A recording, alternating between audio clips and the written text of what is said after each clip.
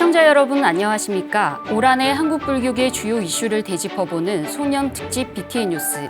불기 2568년 다시 보는 한국 불교 진행을 맡은 BTN 보도국 이은하입니다.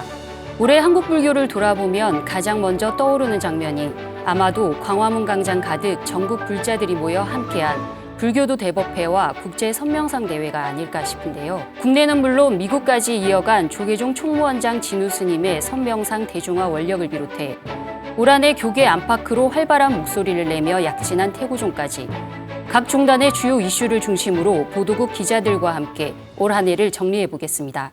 첫 번째 이슈입니다.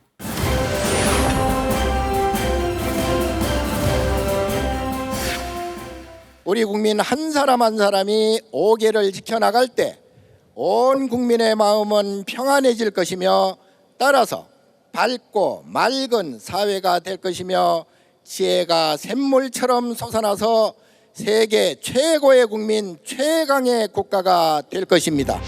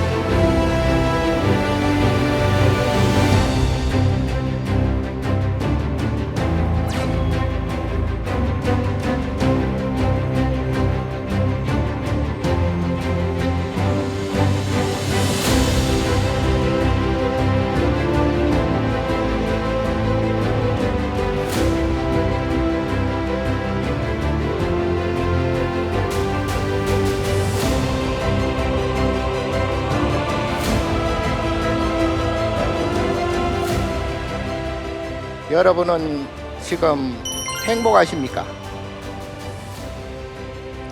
그 질문에 대한 답은 지금 바로 여기에서 찾을 수 있습니다.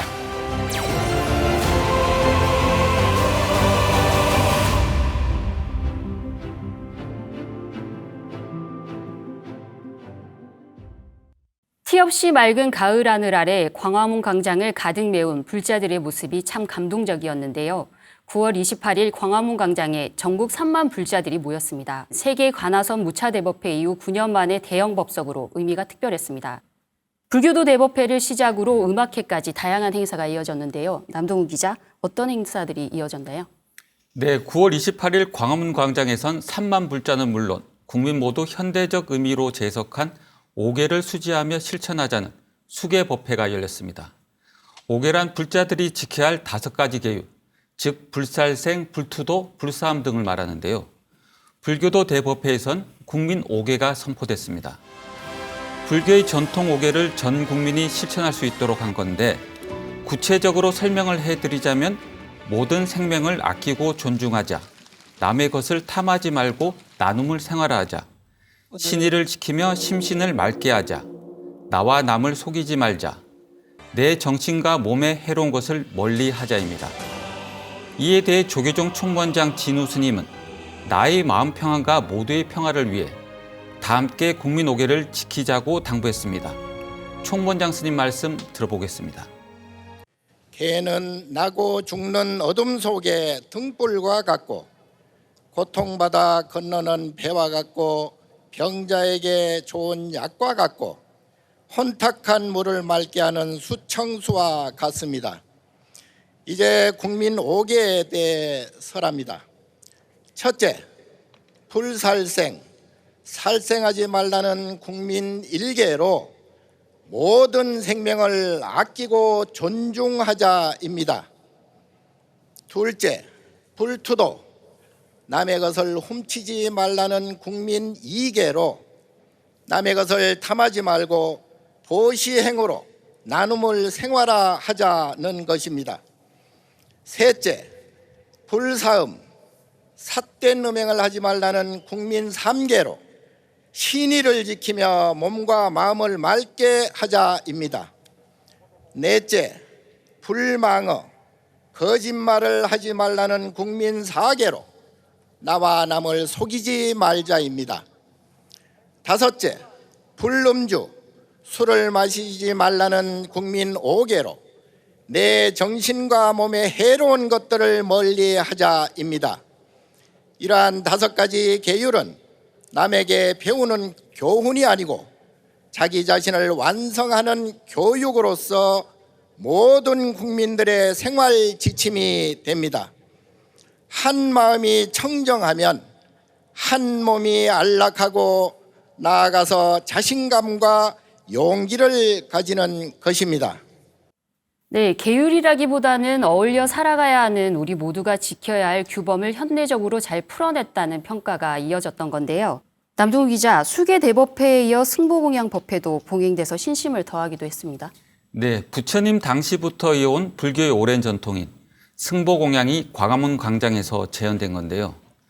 공양을 통해 내 것을 비우고 탐냄과 성냄, 어리석음을 비워서 갈등과 대립의 벽을 허물어 상생 공동체로 향하는 서원이 담긴 법석이 마련된 겁니다. 공양물은 부처님 법이 전해져 내려온 것에 대한 감사의 마음으로 흙으로 빚은 바루와 가사가 준비되는데요.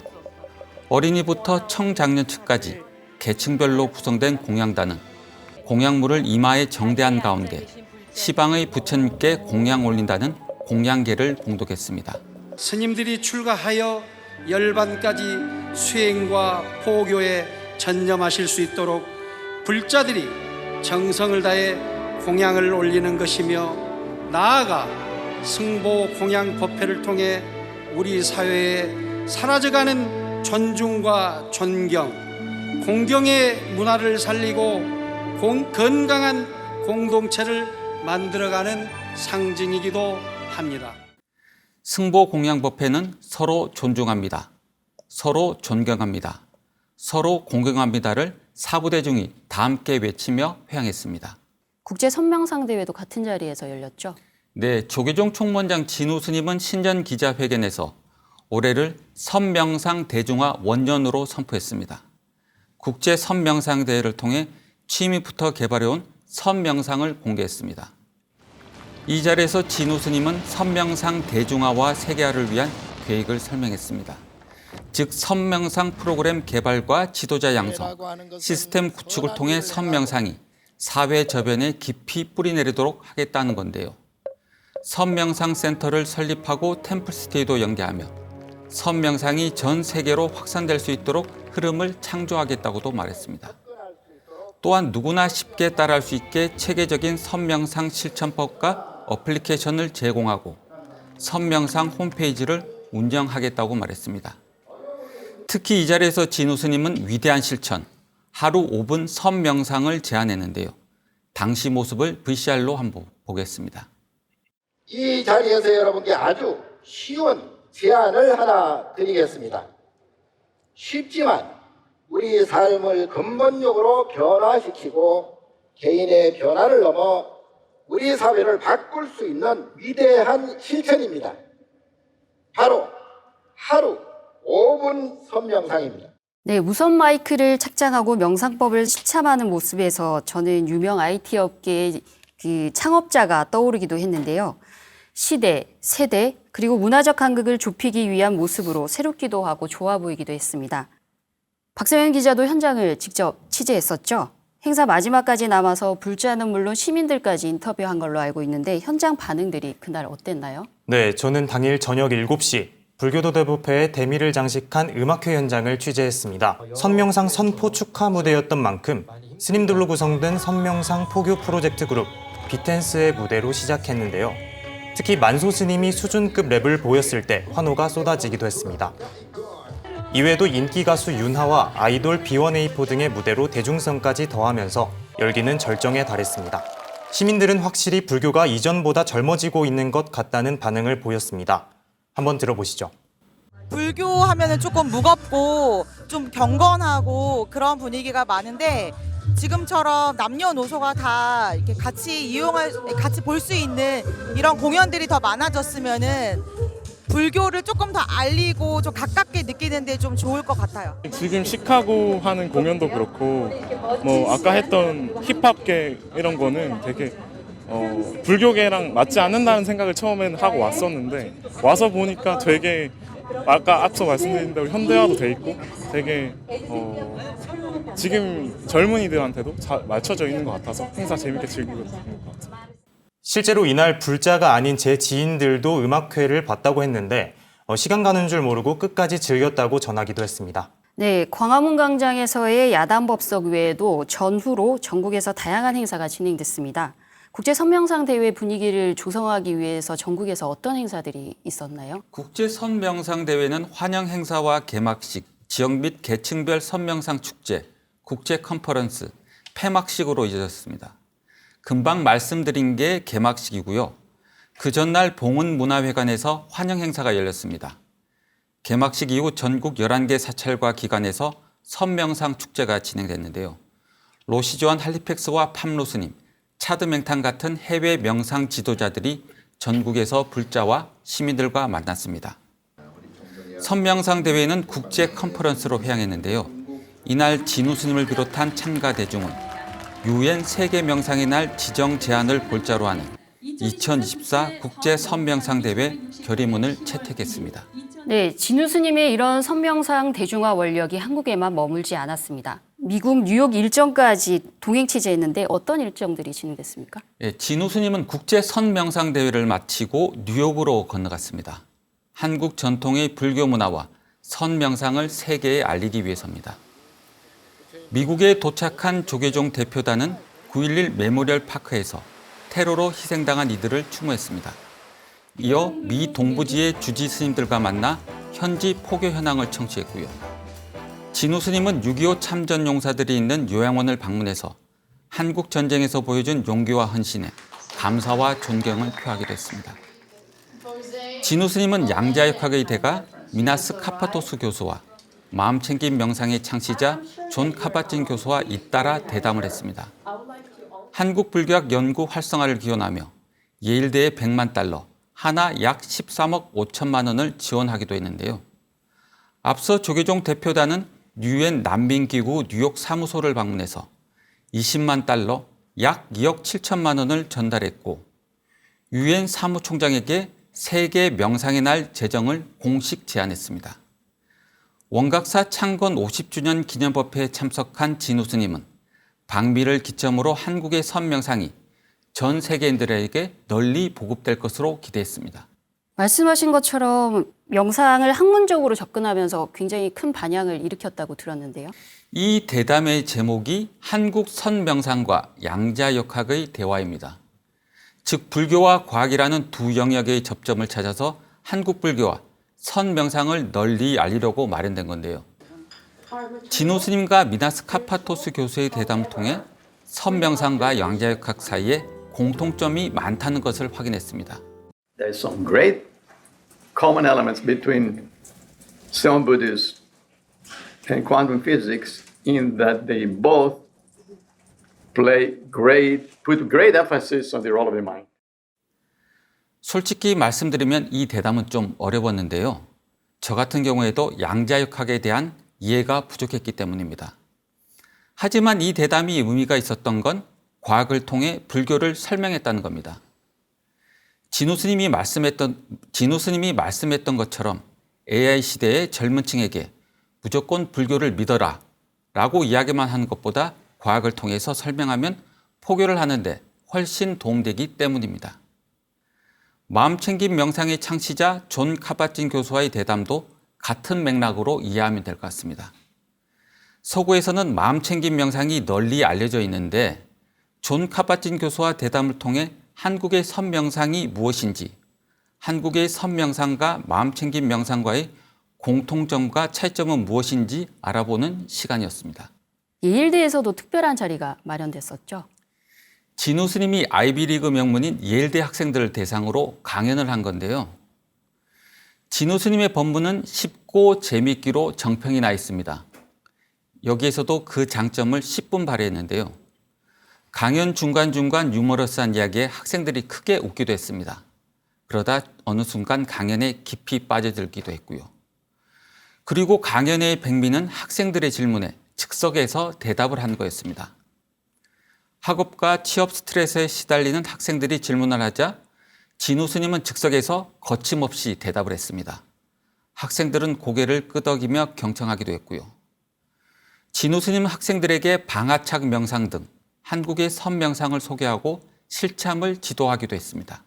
굵직한 행사 외에도 올해 내내 강의와 법회가 이어지면서 선명상 대중화에 마중물을 부었습니다. 지난 6월부터 8월까지 총무원장 진우 스님의 사회 리더를 위한 선명상 아카데미가 열렸습니다. 이를 통해 진우 스님은 선명상 이론과 실천법을 쉽게 이해하고 따라할 수 있도록 강연을 했는데요. 또 젊은 층과 지식인들을 위해 서양 철학과 양자역학 관점에서 설명하기도 했습니다. 특히 이 강연에서 구체적인 선명상법도 소개했는데요. 5초 우선 멈춤 명상과 하루 5분 무시로 명상 등이 그것입니다. 조계사에서는 선명상 특별법회가 시즌3까지 이어졌습니다. 총무원장 스님을 비롯해서 영진 스님과 월암 스님 등 수자들과 인경 스님과 서광 스님 등 명상 지도자들이 법문에 나섰습니다. 이런 선명상 대중화 세계화 노력이 최근 성과로 나타나기도 했습니다. 12월 21일을 유엔 세계 명상의 날로 지정했죠. 제가 좀 전에 국제 선명상 대회 컨퍼런스에서 유엔 세계 명상의 날 지정 제안을 골자로 하는 결의문을 채택하고 진우 스님 방미 때 유엔 사무총장에게 세계 명상의 날 제정을 공식 제안했다고 말씀드렸습니다. 유엔은 12월 21일을 세계 명상의 날로 제정했습니다. 이에 대해 조계종은 환영문을 발표하며 유엔 세계 명상의 날 제정을 계기로 선명상 대중화를 위해 한층 더 박차를 가해서 우리 국민들뿐만 아니라 전 세계 모든 사람들이 마음의 평안에 이를 수 있도록 성의를 다할 것이라고 약속했습니다. 조계종의 올 한 해는 말 그대로 선명상 대중화로 정리할 수 있을 것 같습니다. 다음 이슈 살펴보겠습니다.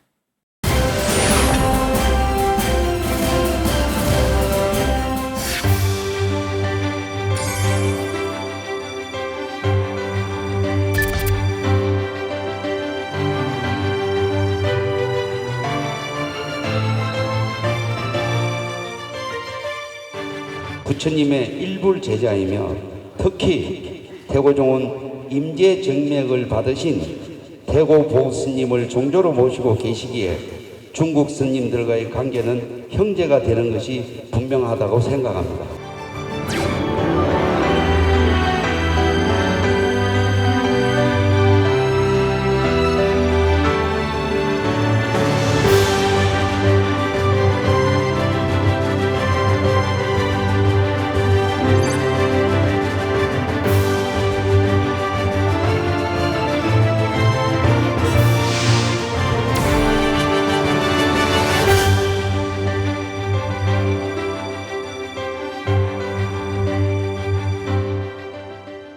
종단의 윤리의식을 고양하고 사회적 신뢰를 회복해서 신교도들에게 더 큰 믿음을 심어주도록 정진하겠습니다.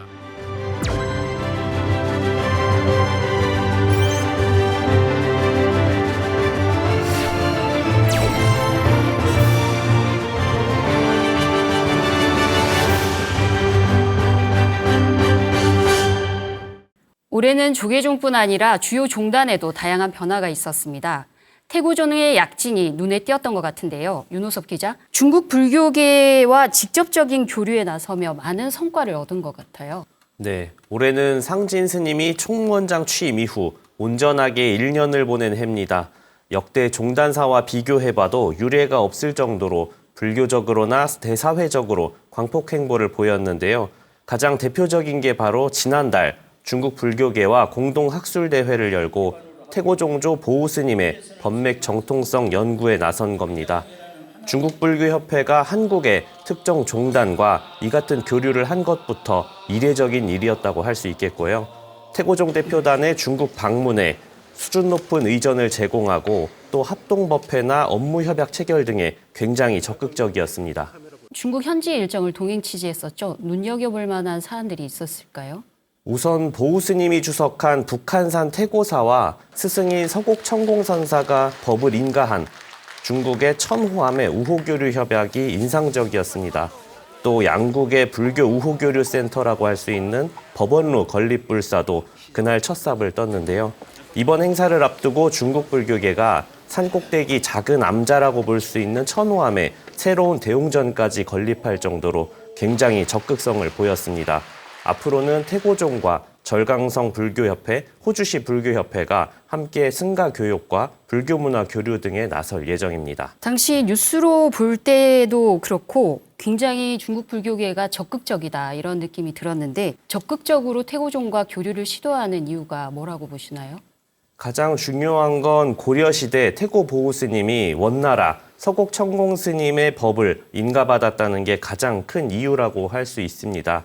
인도에서 중국으로 이어진 부처님의 법맥이 한반도로 전해진 사례이기 때문인데요. 중국 불교계에도 큰 의미를 갖는 일이라고 할 수 있고요. 우리의 법맥이 너희에게 이어졌다 이런 느낌이 될 수도 있을 것 같은데요. 다른 한편으로는 중국이 과거 문화대혁명을 거치면서 파괴한 불교를 재건하고 세계 문화강국으로 거듭나려는 밑작업으로도 이해할 수 있습니다. 국가 규모나 경제력 면에서는 미국과도 비교될 정도로 대단한 영향력을 미치고 있지만 문화적인 면에 있어서는 오랜 역사에 비해 조금 빈약하다는 평가를 받기 때문인데요. 선종의 뿌리가 중국에 있고 중국에서의 불교 역사도 유서가 깊기 때문에 이를 바탕으로 문화강국 타이틀을 얻겠다는 보관이라고 볼 수 있겠습니다.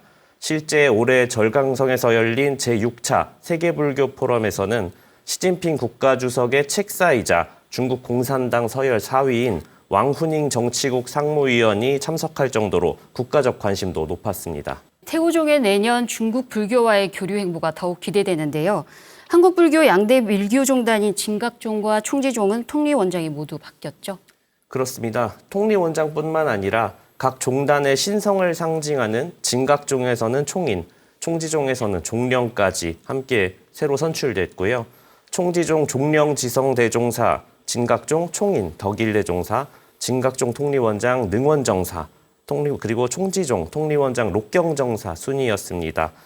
재밌는 건 다 같은 4년 임기가 아니라 3년에서 5년까지 서로 임기가 다르기 때문에 같은 해에 이렇게 종단 지도자가 한꺼번에 바뀐 건 굉장히 이례적이라고 볼 수 있겠습니다.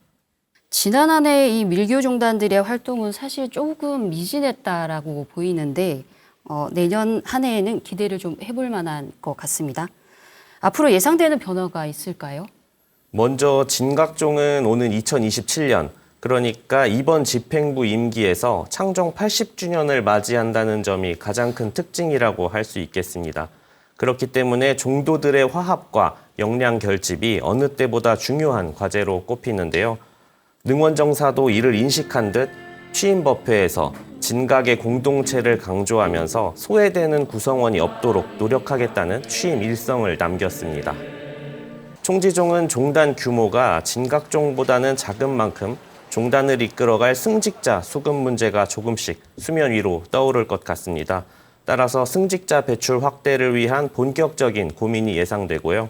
이를 위해 일각에선 현재 3년인 통리원장 임기를 4년으로 늘려야 한다는 견해도 있습니다. 네, 내년에는 이 양대 밀교 종단의 활발한 활동을 기대해 보겠습니다. 다음 이슈 보겠습니다.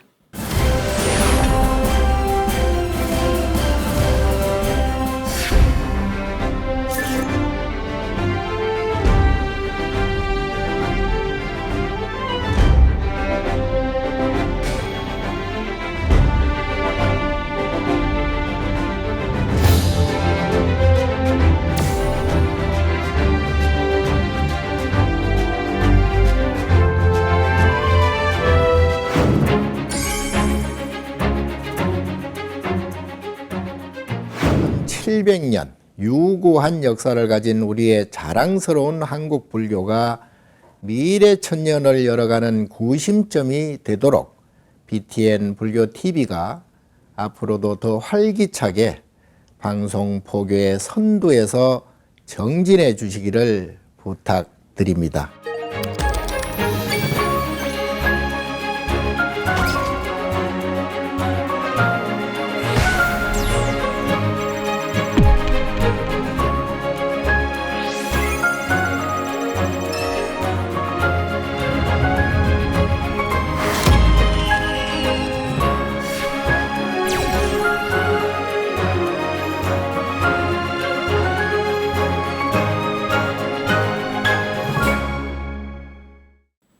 일제강점기에 반출된 회암사 3열의 이조사 사리가 100년 만에 되돌아오며 올해 봄을 더 따뜻하게 했습니다. 박성현 기자, 회암사 사리 성보로서 어떤 가치를 가지고 있고 또 해외로 어떻게 반출이 됐나요? 네, 먼저 회암사에 대해 말씀드리자면 고려말 전국 사찰의 총본산으로 거주하는 스님 수만 3천 명이었고 조선 초까지도 전국에서 가장 큰 사찰이었습니다. 태조 이성계가 왕위를 물려주고 수도 생활을 한 사찰로도 알려진 만큼 그 위엄은 대단했을 것으로 짐작할 수 있습니다. 무상하게도 번영했던 회암사는 조선 명종 때 억불숭유 정책을 주장하는 유생들의 득세로 결국 폐사됐고 지금은 그 터만 남아 있습니다. 회암사는 인도 출신 지공선사가 인도 최고 불교대학이었던 나란타절을 본떠 1328년 창건했고 제자인 나홍선사가 스승의 뜻을 받들어 1378년 중건한 것으로 알려집니다. 지난 5월 19일이었죠. 미국 보스턴 미술관으로부터 가섭불과 정광불, 석가불, 나홍선사, 지공선사 이렇게 한국 불교의 법맥을 상징하는 회암사 3열의 이조사의 사리가 환지본처했습니다. 일제강점기에 불법 반출됐다가 100년 만에 고국으로 돌아온 옥과의 사리는 인도에서 시작한 부처님 가르침이 고려말과 조선 초에 우리나라에도 전해진 상징과도 같습니다. 네, 다행히 회암사 사리는 되돌아왔지만 이렇게 일제강점기에 반출된 우리 문화유산이 아직도 세계 곳곳에 17만 점이나 남아있는 것으로 알고 있습니다. 100년 동안 해외를 떠돌던 회암사 사리 어떻게 돌아올 수 있었나요? 사리와 사리구는 1939년 보스턴 미술관이 일본 골동업자로부터 구매해서 소장하고 있다가 1972년 황수영 전 동국대 총장이 보스턴 미술관을 방문 조사하면서 국내에는 처음 알려졌습니다. 반환 논의는 2004년부터 시작이 됐지만 2013년 이후 논의가 사실상 중단된 상태로 있다가 2023년 4월 윤석열 대통령의 미국 방문 당시 김건희 여사가 보스턴 미술관을 방문해 사리와 사리구 반환 논의를 적극적으로 요청했고 그러면서 협상이 본격 재개됐다고 볼 수 있습니다.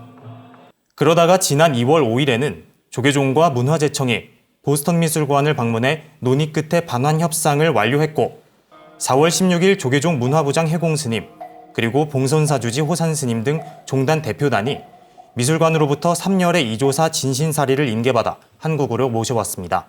이후 한국불교 역사문화기념관에서 사리이윤 고불식을 봉행했는데 100여 년 만에 환지본처이자 고려 후기 사리탑 봉안 이후 600년 만에 최초로 사리가 공개됐습니다. 네, 어렵사리 이렇게 사리는 모셔왔지만 사리구는 아직 돌아오지 못하고 있죠.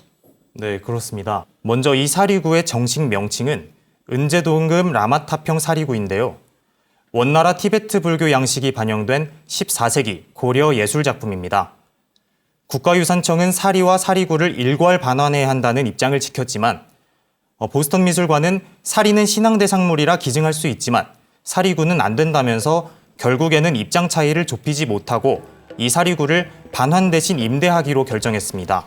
이에 따라 사리는 시민단체인 문화재 제자리 찾기가 제작한 사리구 재현품에 봉안돼 국내로 돌아왔습니다. 한 금속 유물 전문가는 미술관이 돌려주지 않으면 돈을 주고서라도 가져와야 할 국보급 문화유산이라고 말할 정도로 큰 가치를 지니고 있습니다.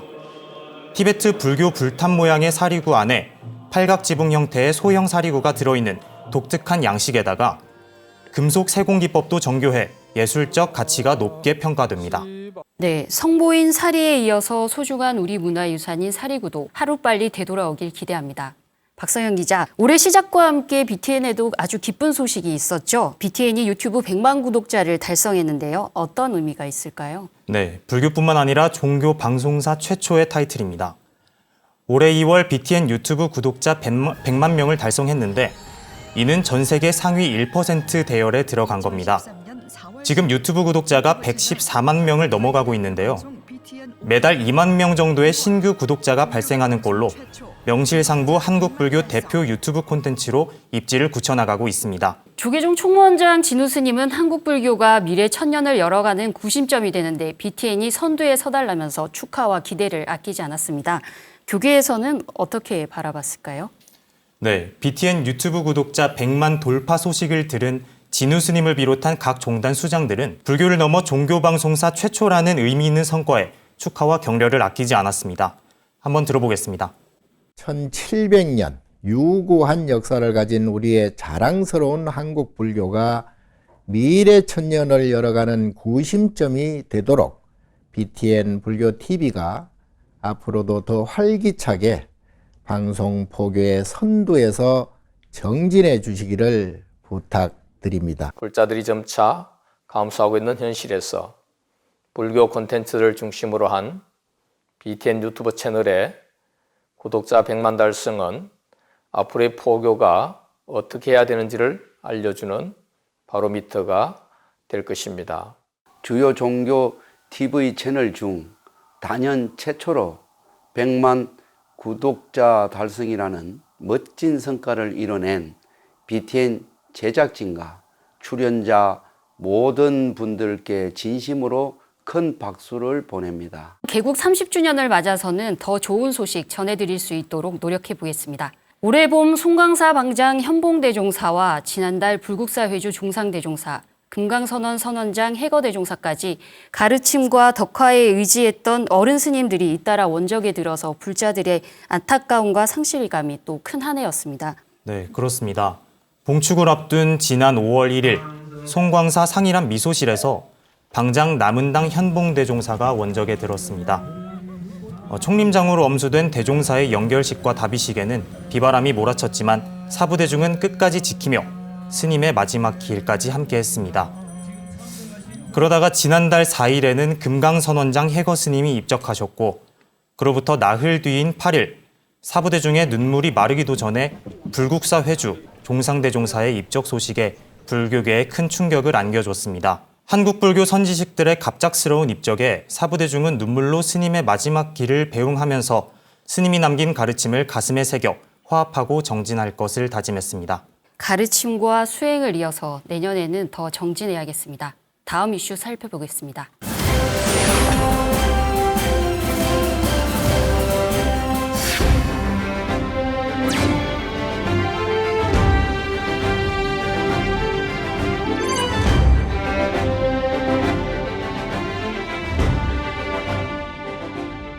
후계는 엄청나게 찍어내면서 그 사람들을 차후에 어떻게 관리를 할 건지 이거에 대한 그 고민이 좀 부재했던 것 같아요. 그래서 올해부터 그 개인정보 활용 동의를 이제 전 부대에서 이제 법회를 볼 때나 수계를 할 때 그걸 이제 제가 받도록 그렇게 지금 추진을 하고 있습니다.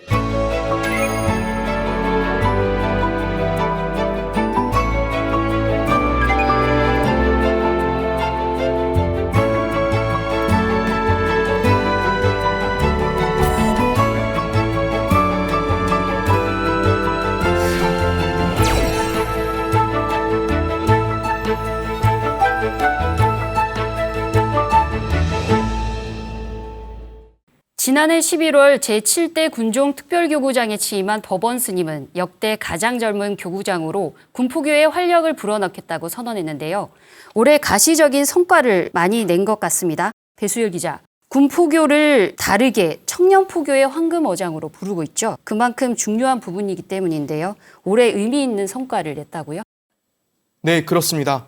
작년부터 시행된 조계종 군승 의무복무제도 활성화로 종립대학교 1, 2학년 학인 스님 3명과 졸업자 4명, 총 7명이 군승 의무복무를 앞두고 있는데요. 이외에 군종병을 대상으로 시행한 연수교육 이후 총 4명이 출가를 결심하는 등 출가자 발굴을 위한 가시적인 노력과 성과가 드러난 한 해였습니다. 이병, 장병 대부분이 20대 청년들인 만큼 미래불자 양성에 있어 군포교의 중요성은 더욱 높아지고 있습니다. 많이 긴장했나요? 네. 출연한 기자 가운데 가장 막내 기자로 올해 입사했죠. 그래도 군포교 기획보도를 진행하면서 많은 걸 느꼈을 것 같은데요.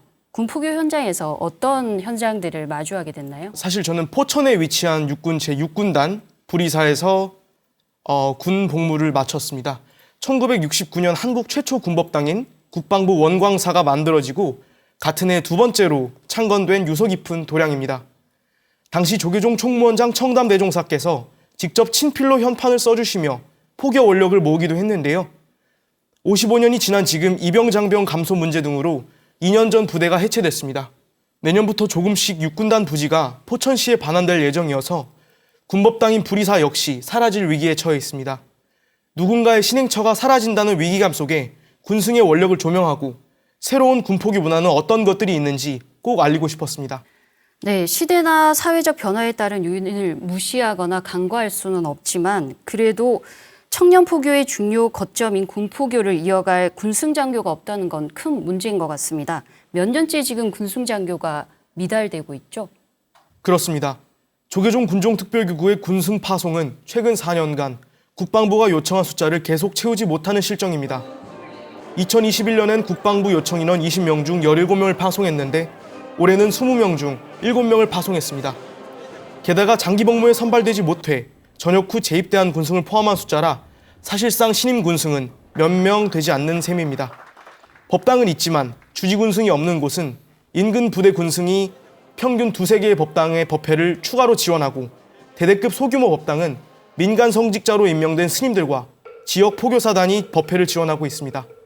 이마저도 제한되는 곳은 신심 있는 군종병이 홀로 목탁을 잡고 법당 관리와 법회를 주도하는 곳도 있습니다. 말씀하신 것처럼 아주 열악한 현실이긴 하지만 앞서 말한 것처럼 역대 가장 젊은 교구장, 법원 스님이 취임하면서 현장에서도 긍정적인 상황들이 좀 나타나고 있다고 하는데요. 어떤 것들을 볼 수 있었나요? 법원 스님을 직접 만나 군승수급 문제 해결 방안과 제도 개선 등에 대한 이야기를 들어볼 수 있었는데요.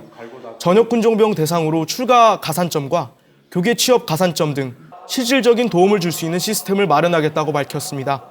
이어 군종사관 후보생 제도 활성화를 위해 재가자 후보생에겐 행자교육을 면제하는 등 출가 장벽을 낮추는 종단적 혁신이 필요하고도 주장했는데요.